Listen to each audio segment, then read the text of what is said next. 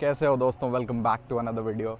2022 में ढेर सारे देशों का भ्रमण करने के बाद मैंने सोचा 2023 की शुरुआत की जाए अपने गृह प्रदेश यानी कि मध्य प्रदेश से, जिसे हिंदुस्तान का दिल भी कहा जाता है। और हिंदुस्तान के वासियों को जिस शहर में अभी मैं हूँ उससे एक बहुत जुड़ाव है, क्योंकि यहाँ पे महाकालेश्वर ज्योतिर्लिंग। जी हाँ दोस्तों, मैं हूँ महाकाल की नगरी उज्जैन में। और आज के वीडियो में मैं आप लोगों को दिखाऊंगा रामघाट के साथ साथ आप लोगों को ले जाऊंगा महाकालेश्वर मंदिर के प्रांगण में। हालांकि वहाँ अंदर मोबाइल और कैमरा अलाउड नहीं है, तो अंदर का तो मैं नहीं दिखा पाऊँगा, लेकिन हाँ आपको वहाँ का शिखर ज़रूर दिखाऊँगा, वहाँ की टाइमिंग्स बताऊँगा और भी काफ़ी सारी जानकारियाँ दूंगा। साथ ही साथ महाकाल लोक में भी ले जाऊँगा। महाकाल की नगरी उज्जैन में आने के लिए आप भारतीय रेल के उज्जैन जंक्शन स्टेशन के लिए ट्रेन पकड़ सकते हैं। यहाँ से सबसे निकटतम एयरपोर्ट है इंदौर शहर का देवी अहिल्याबाई होलकर एयरपोर्ट, जो कि उज्जैन शहर से लगभग 60 किलोमीटर या फिर 1 घंटे की दूरी पे। उज्जैन रेलवे स्टेशन से निकलने के बाद आप रामघाट या फिर महाकाल मंदिर पे होटल या धर्मशाला ले सकते हैं। होटल आपको मिल जाएगा करीब 800 से 1500 रुपये के हिसाब से, और धर्मशाला लगभग 400 से 1000 रुपये के हिसाब से। मेरा सुझाव होगा कि आप रामघाट के पास ही रुकें, क्योंकि नदी के किनारे की शाम किसको पसंद नहीं आती।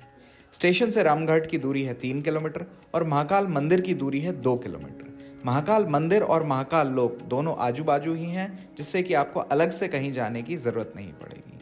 हालांकि आप रामघाट से महाकाल मंदिर मात्र 5 मिनट में आ सकते हैं शॉर्टकट के जरिए, जो कि मात्र 600 मीटर के आसपास है।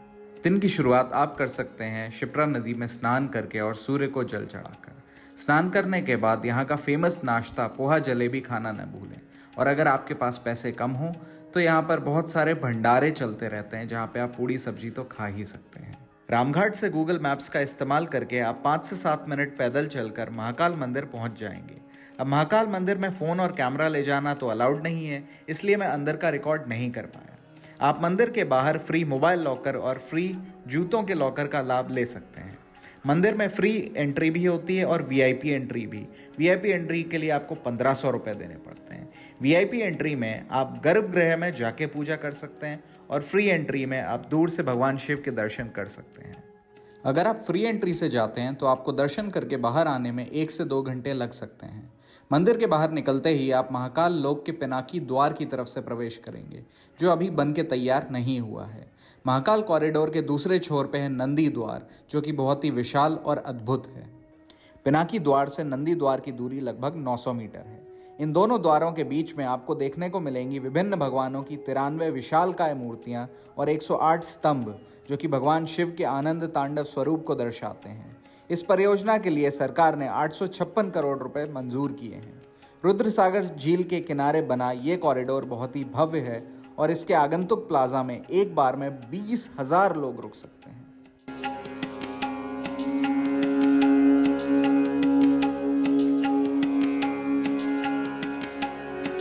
और आगे बढ़ने पर आपको शिव जी की कई अलग अलग मूर्तियां मिलेंगी, जो अलग अलग कथाओं से जुड़ी हुई हैं। जैसे कि यहाँ पे गजासुर के सर पे नाचते हुए भगवान शिव और उनके पीछे काल भैरव के 8 रूप हैं, जिनमें महाभैरव, संघार भैरव, असितांग भैरव, रुद्र भैरव, काल भैरव, क्रोध भैरव, तामचूर भैरव और चंद्रचूर भैरव हैं। कॉरिडोर में और आगे जाने पर आपको शिवजी की बारात ले जाते हुए उनके गण दिखेंगे। और आगे जाने पर आपको एक बड़ी मूर्ति दिखेगी, जिसमें शंकर भगवान यमराज का वध कर रहे हैं। अगर आप इस कथा के बारे में विस्तार से जानना चाहते हैं तो आप मेरे वीडियो का ये लिंक चेक कर सकते हैं। अब मैं आपको सारी मूर्तियों से जुड़ी कहानी तो बता नहीं सकता, लेकिन आप ये खुद पता कर सकते हैं वहाँ जाके, इन मूर्तियों के सामने रखे गए इन बोर्ड्स के द्वारा, जिनमें QR कोड दिया गया है। QR कोड अपने फ़ोन से स्कैन करके आप उज्जैन महाकाल ऐप डाउनलोड कर सकते हैं, जिसे उमा यानी कि UMA ऐप भी कहा जाता है। इस ऐप के द्वारा आप हर मूर्ति से जुड़ी कथा सुन सकते हैं, अंग्रेजी और हिंदी दोनों भाषाओं में। इसलिए जो सैलानी जो विदेशों से आते हैं उन्हें भी हमारी संस्कृति के बारे में पता पड़ेगा। दोस्तों, हमारा भारत देश एकमात्र ऐसा देश है जहाँ पे हम लोग अपने धर्म से बड़ा अपने देश को मानते हैं। मेरे पीछे जो आप देख रहे हैं यह है भारत माता का मंदिर। ये महाकाल लोक के प्रांगण में है और इसका शिखर यहाँ पे मौजूद सारे मंदिरों में सबसे ऊंचा है, जो कि ये दर्शाता है कि हमारे लिए हमारा देश सबसे ऊपर है, हमारी भारत माता सबसे ऊपर है, उसके बाद में सारी चीज़ें आती हैं। दोस्तों, हर रात्रि 8 बजे यहाँ पे वंदे मातरम बजाया जाता है और जो लोग जहाँ पे भी होते हैं वहीं खड़े हो जाते हैं इस देश के सम्मान में। और मैं ढेर सारे देश घुमा हूँ दोस्तों, लेकिन ऐसा मुझे कहीं देखने को नहीं मिला।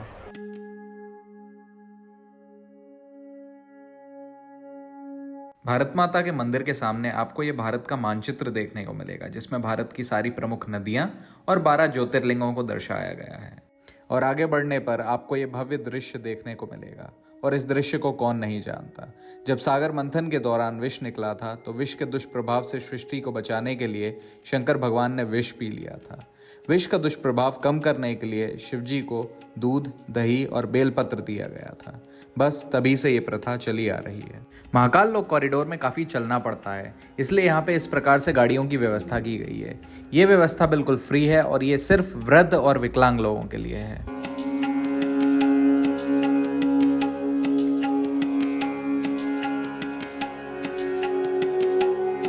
अब हम दोस्तों आते हैं मेरी सबसे फेवरेट जगह पूरे महाकाल कॉरिडोर में, जो कि है त्रिवेणी मंडपम। त्रिवेणी मंडपम बेसिकली एक बड़ा सा एरिया है जो कि सेमी कवर्ड है और सेमी ओपन है। यहाँ पे बहुत ही सुंदर टाइल्स हैं और यहाँ पे फ़ोटोज़ बहुत ही सुंदर आते हैं। तो यहाँ आएँ तो यहाँ पे फ़ोटो खिंचवाना मत भूलना है।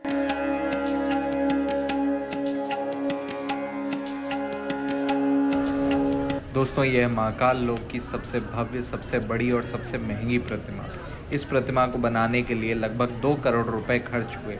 इस प्रतिमा में शिवजी त्रिपुरासुर दानव का वध कर रहे हैं। इसके बाद से ही शिवजी को त्रिपुरांतक भी कहा जाता है। इतनी सारी भव्य मूर्तियां देखने के बाद मैं गया त्रिवेणी म्यूजियम में या त्रिवेणी संग्रहालय में, जिसका टिकट था 20 रुपये। अंदर काफ़ी सारी पुराने ज़माने की मूर्तियां थी, अलग अलग प्रकार की कलाकृतियां थी, विभिन्न प्रकार के शिवलिंग थे। मुझे अंदर जाके पता पड़ा कि शिवलिंग भी अलग अलग प्रकार के होते हैं, जैसे अष्टमुखी शिवलिंग, पंचमुखी शिवलिंग, चतुर्मुखी शिवलिंग।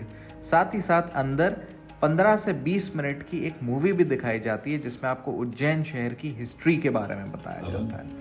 तो ये जो 20 रुपए का टिकट है, ये आप बिल्कुल लीजिएगा और ये बिल्कुल वर्थ इट रहेगा आपका यहाँ पे जाना। नाम नहीं बल्कि भारतीय मानस की कालबोध।